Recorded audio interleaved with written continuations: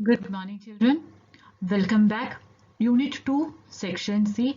So this is the second part of the video. First stanza we have already covered in the first part, and in this PPT we will be covering second stanza, third stanza and the fourth stanza of this poem.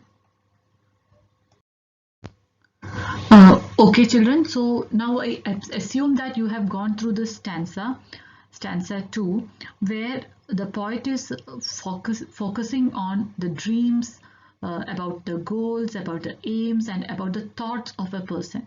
So if you had read this stanza, you get a clear idea, like the poet is telling, like, we must not let our dreams and desire to take the better of us. So he says, like, we should have the dream and we should think, we should have an aim, we should have the goal also, we should set the goal also, but we should not let our dreams and desire take the better of us, such that they end up controlling our every moment. Okay, so now you know that when you are ambitious and everything, even the ambitions can drive men crazy, right? So hence Kipling is asking us to practice it in moderation only. Have ambition, set the goals in life, set the aims in life, have an aim in life, but you should not, and then you should think also. But he says that you should not make dreams your master, and you should not allow the thoughts allow your thoughts to control you. Instead, you should be controlling your dreams and you should be controlling the thoughts also. Now he again proceeds telling, like, we must not be very rigid in the way we think. Okay, like it should be flexible. Like we had set some aims, and it should not be like we should only follow that only. It should not be like that. So he is telling, like, we must not be very rigid in the way we think, and must be open to good influences also. Okay, so our dreams, and it should be flexible.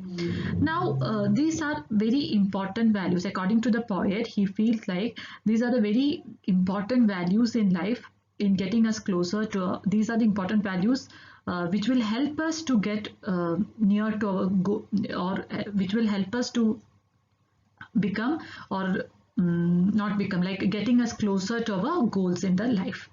Now if you can see that the poet is talking here about, see, if you can meet with triumph and disaster, like in the next lines, like in the after the first two lines, in the first two lines he's talking about dreams, he's talking about thoughts, he's talking about the goals, he's talking about your ambitions and everything. So in short, in these two lines he's just telling us, like, you should not let the dreams your master, you should not let the thoughts to control you, or you should not let you should have the aim and you should work hard for it, but you should not allow these things to control you.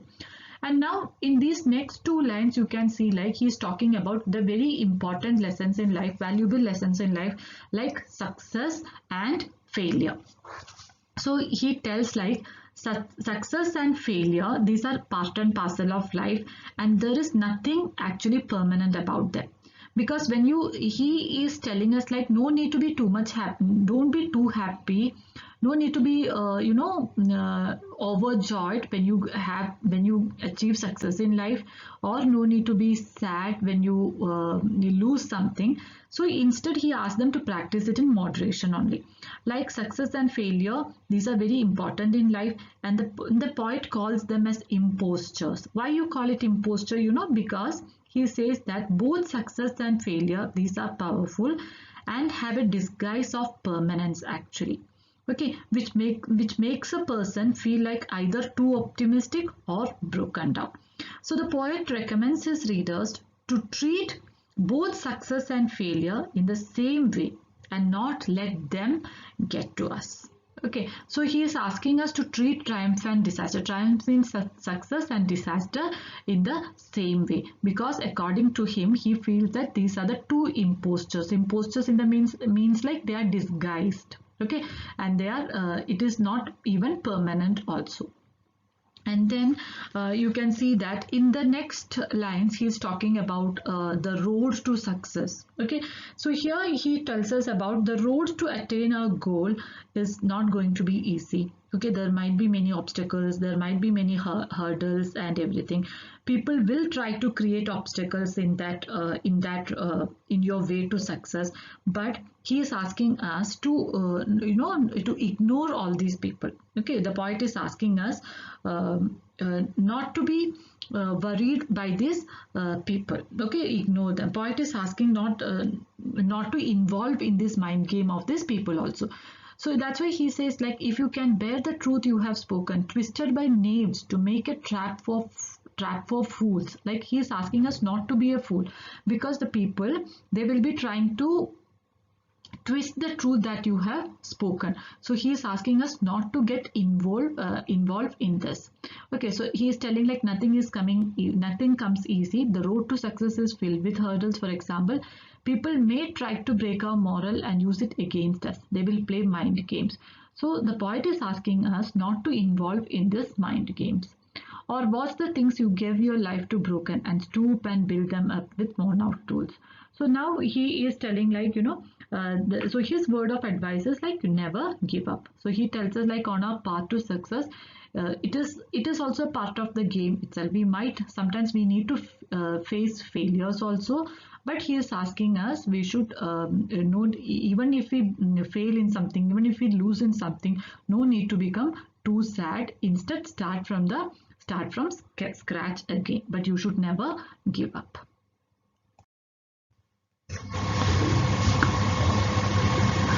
So in this stanza 3, he is giving us the very important life advice, that is never give up. He tells us, like, whatever happens in life, though you may face failure, though you may face success, though you lose everything that you had earned, though you may face many challenges, you should not give up. You should try hard, because he says, like, life is very unpredictable. It is filled with ups and downs, and you should do your part. And then the poet is asking us not to be shy away from challenges. Okay, why you should not shy away from challenges? He tells us, like, because like, we are scared that we might lose what we already have. So because of that, you should not shy away from challenges. According to him, he feels like a person is you become a man, or you become a person only when you risk all the things that you had earned in your life. Okay, so only then, when you risk all the things that you had earned, so it doesn't matter whether you are going to lose it or whether you are going to have success, it doesn't matter. But when you accept challenges and when you risk all the things that you had earned in your lifetime, okay, then for the bigger goal or for the next step, then you become an ideal man, or you become a great man. So, and he tells, like, to risk the things, to risk all these things, you need immense strength for your mind. So it takes immense strength of mind to shake off a loss in order to keep going. But a complete man is the one who does not cry over spilt milk. Okay, so he feels like a great man never cries over spilled milk, but starts afresh from the scratch. So that's what he does here said. Like, he says that one should be ready to put everything at risk to achieve higher goals. Like, then only a great man will be ready to put everything at risk in order to achieve the next step, in order to in order to achieve the higher goal. So he feels like a great man, and he is not going to cry over the spilled milk also, and instead he will start afresh from the scratch. So and you can see, like, and he says, like, you can force your heart and nerve and sinew. That means you should work hard, and to serve your turn long after they are gone. Like, after they are gone means whatever things that you have achieved, even when they go also, then you need to work hard from the very beginning.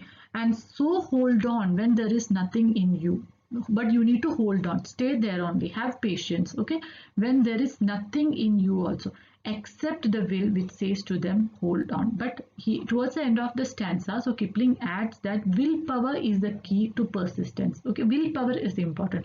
Though you may lose everything, you don't have anything, you have risked whatever things that you had earned in life for the next step in your life or to achieve the goal in your life, he says that it doesn't matter, because it is through this that you are going to achieve success. So towards the end of the step, but you should not lose your willpower. That's what he says, because willpower is very important and it is the key to persistence. Strong determination only will help a person to sail through tough times. Okay, so rhyme scheme you might have already learned in the lower classes also. It depends upon the sound of that ending word. Okay, like here it is, like in this stanza 3 we can see like winnings. In the first line it ends with the sound winnings toss, so it is like, you know, winnings and toss. Okay, so A B, again see beginnings and loss, so it is like A B pattern.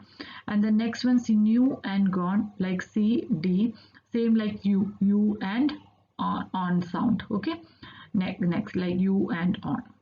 Okay, so this stanza in short, he talks us about the willpower and to you know, about the determination and about how to face the challenges in life. So all these about all these things.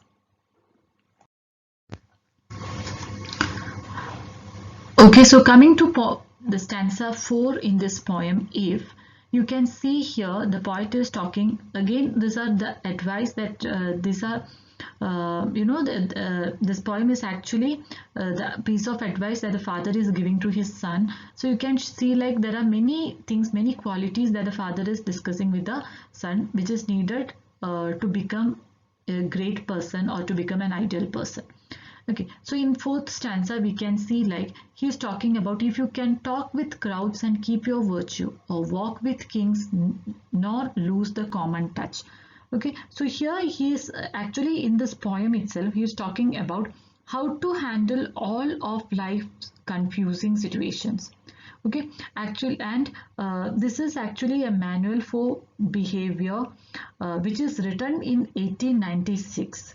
And the funny thing is that, and this manual, the many things that is written in this poem, okay, though about actually like for the good behavior in you, like many things that is written in this poem, you can apply it in life in 2020 as well.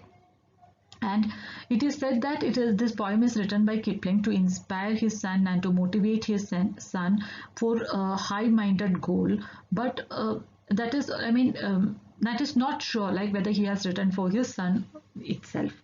And here, coming to this stanza 4, he is talking about, you know, the person should be able to, he is telling like you need to deal with people in an equal way. Okay, like whether it is a king or whether it is a common man, it should be equal. Okay, you should be able to converse with large groups of people, and still, but you should be able to you can talk with crowds and keep your virtue. That means you should be able to converse with large group of people, but you should hold on integrity. Large group of people in the sense like in a crowd there will be different kind of people with multiple personality, right? The different people will be there, but still you should be able to, when you converse or when you talk with these large groups of people also, you should be able to hold on the integrity, your integrity. And then in the second line, or walk with kings nor lose the common touch. So he tells like the man should be able to talk with nobility and keep from growing arrogant and staying true to himself. Okay, so like in the sense like he should be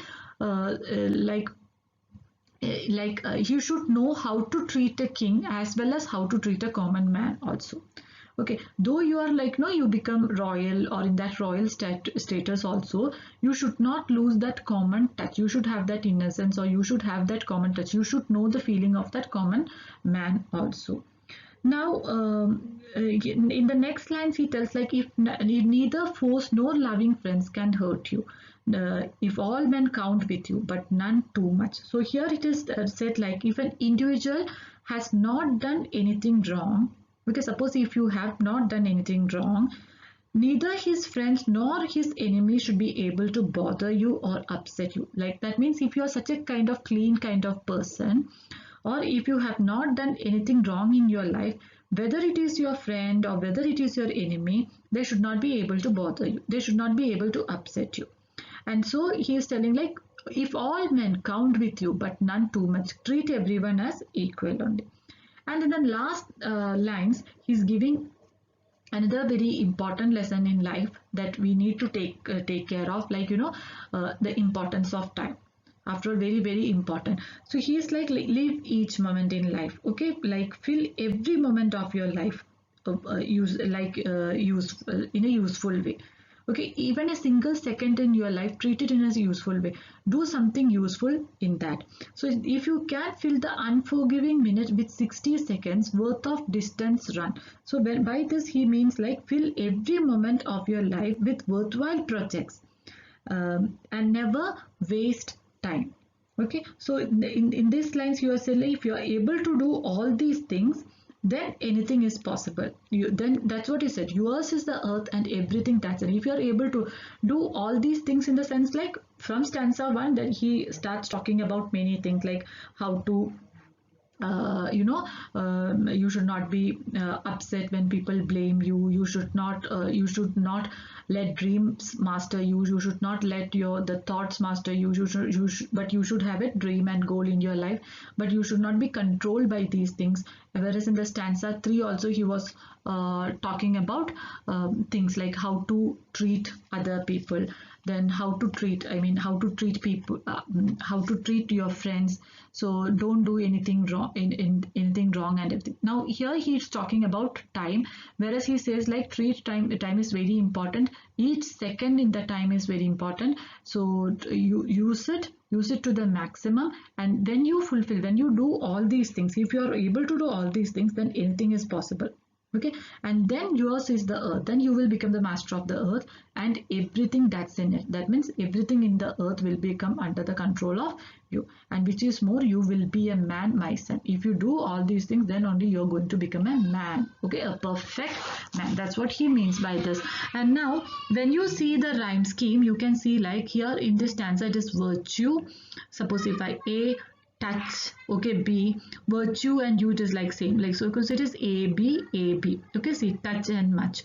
Okay, then minute, run, and like it and sun. So minute and it, run and sun. So it is like A B A B C D C D. That is the rhyme scheme. And so this poem is ending with a message that we should become master of our time by its optimum use. Use it to the maximum. Every second in time should be used properly. Time does not respect those who waste it. Even the smallest unit has no mercy if it is wasted. See children, this is a little bit complicated poem to understand each line by line. So that's why the meaning is given in the poem, and the meaning is also given in the slide. So read it aloud. Okay, thank you.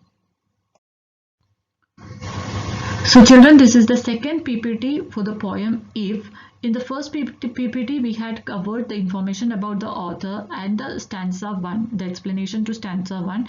This is the second PPT, where in here we are covering the explanation for stanza 2, stanza 3 and stanza 4.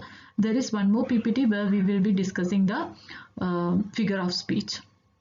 Thank you.